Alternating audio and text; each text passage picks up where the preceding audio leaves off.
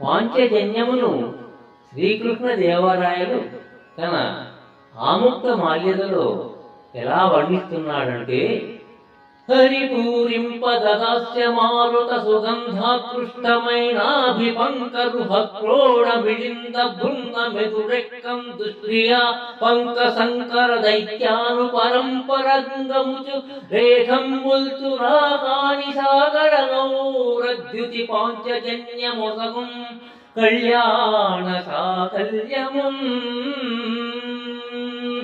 హరిపూరింపదదాస్య మారుత సుగంధాకృష్టమైనాభిపంకరుహక్రోడ మిళింద బృంద మెదురెక్కం దుష్క్రియా పంక సంకర దైత్యాను పరంపరంగముచు రేఖంబుల్తు రాగాని సాగర గౌరద్యుతి పాంచజన్యమొసగుం కళ్యాణ సాకల్యముం.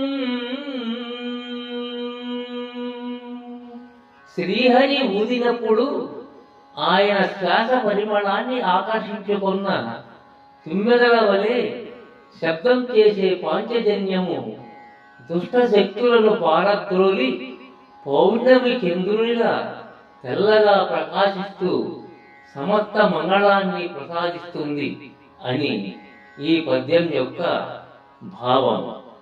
ఈ పద్యము శ్రీకృష్ణ దేవరాయల వారి అలంకార వర్ణన ప్రతిభకు మంచి ఉదాహరణ.